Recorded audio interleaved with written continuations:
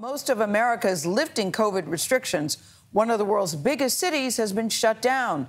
Shanghai, home to about 25 million people, is largely at a standstill today as China battles its worst wave of COVID infections since the start of this global pandemic in 2020.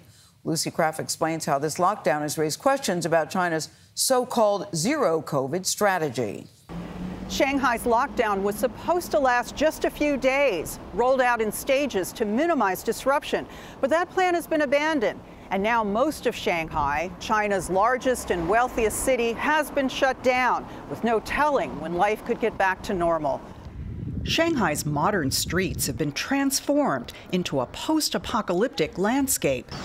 Residents have been barricaded into their homes, allowed out only for COVID testing. Even infants are being screened. Residents aren't allowed to walk their dogs. The only canines permitted on city streets are robots, broadcasting anti-infection tips. Frustration is so widespread over panic buying and persistent food shortages, it inspired a rap song. American Sean Ryan lives in Shanghai. Is there any sense at all that this is overkill, that the zero COVID strategy maybe has worn out its usefulness, that there should be a more flexible approach?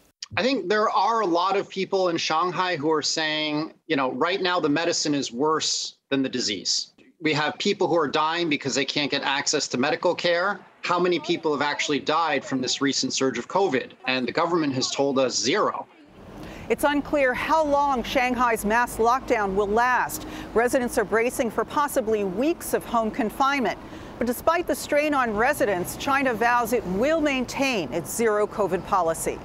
Lucy Craft, CBS Mornings, Tokyo.